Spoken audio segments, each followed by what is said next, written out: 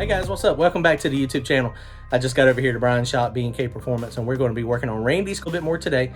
What we got going on, we pulled one piston out. We're going to go ahead and pull all of them out. But a couple things we want to look at. We want to see if there's any other rod bearings that are falling out of the rods.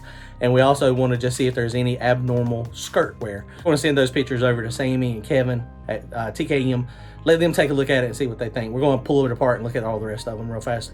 Don't forget to comment, like, and subscribe. Make sure you hit that join button if you want to join us for our weekly live chats. We do those every Wednesday night. And also, don't forget, head on over to turbojohnracing.com and pick yourself up a t-shirt. And I got some cool stuff coming up in the next couple weeks. Some little add-on things that you guys may be interested in. Go check it out. We hadn't made any more progress with it. We just got the one out. And you see the crankshaft looks perfect. There's nothing wrong with the crankshaft at all. And this is the one that we pulled out. Rod looks fine, pin looks good. There is a little scuffing on the piston though. At first I thought it was okay, but it's got a little bit more down here on the bottom. But if you notice, the way these things, they come out the bore a reasonable amount. But I mean, it's not that far out, so it is side loading for some reason down in there. So we're gonna have to look at it and see. I'm gonna have to get those pictures off to Kevin and see. You expect to have a little bit of side skirt wear just because of the big stroke on this thing. You get a big stroke and a shorter rod. This is a 6/200 rod, and when you put a big stroke in it, the deck height is only 9.5 inches. So your rod ratio is just not quite as good as it could be. Something else to pay attention to, small block Ford here. So you got on this bank here, which is the driver's side bank. No, I'm sorry, it's passenger side bank.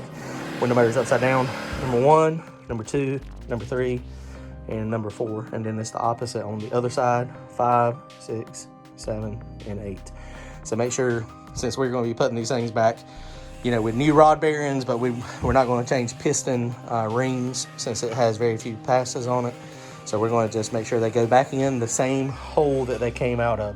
And this is a very nice motor, very, very, very awesome. I pointed out that Torrington bearing a couple times. So let's take the same part real fast, see what we got. Okay guys, so we already got one out, so we're gonna go ahead and take this other one out. I know a lot of people, they just use breaker bars to break these loose, but we're just gonna use the impact wrench here. Generally it does pretty good. But what I do is I hold the rod just so it doesn't bounce all over the place. Take a look at it. That bearing looks perfect.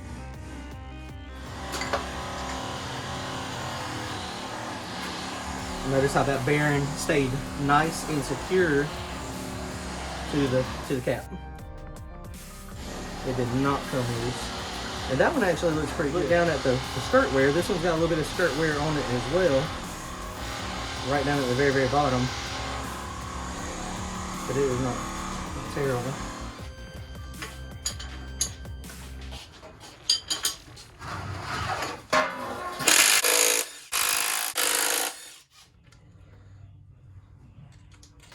Again, that one looks good. As the crankshaft pushes down, that's where, so this goes down, that's where your wear is. Oh yeah, that one's perfect.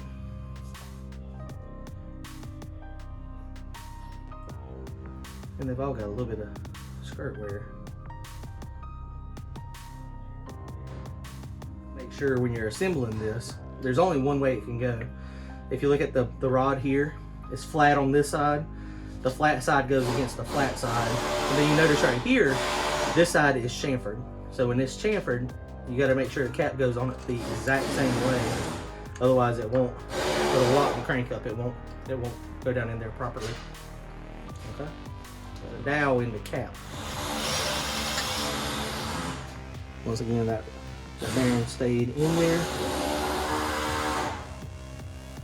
A little wear on the outside edge. But it's not bad. There again, a little bit of piston skirt wear.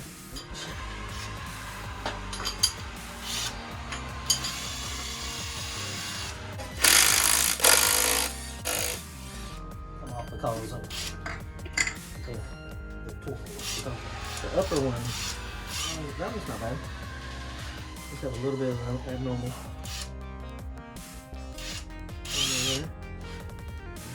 That bearing out there looks okay.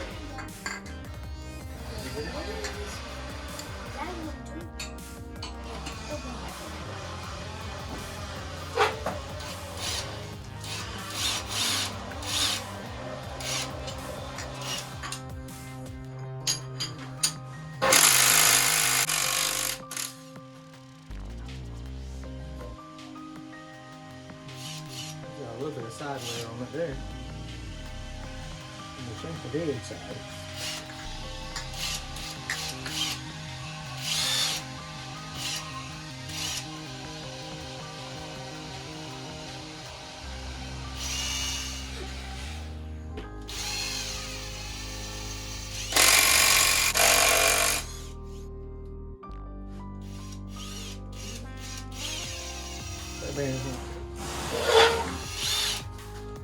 Okay, so this one, still a little bit of wear also. None of them are flattened out like the first one that we got on it. And you can see Sammy's got his labeled on both. So a lot of people only label one or the other, but that's always a bad idea in my opinion. Nice GRP rods.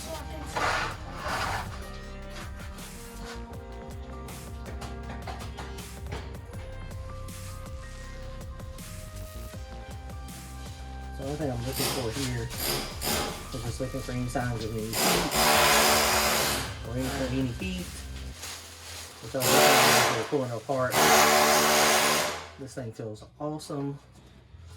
Crankshaft feels good. So we're not going to take the main caps off of it. We're going to just leave the main caps on it, and then just put the rod bearings in it, and then just go from there. I mean, there's nothing wrong with the crankshaft. The crankshaft looks perfect. Perfect. So that's going to wrap it up tonight. I think he's got some rod bearings ordered. We're still a little ways out on his as far as getting it actually to the track. So we'll be hopefully in a few weeks. I think the first radio prep race for Carolina No Time is sometime in March. So it's kind of squeezed in there with all the no prep races. Every single weekend in March there's a no prep race. So that weekend of the Carolina No Time, we will miss my car with the no prep, and we're just going to take Randy's car out. All right, guys, make sure y'all comment, like, and subscribe. See y'all soon. Later.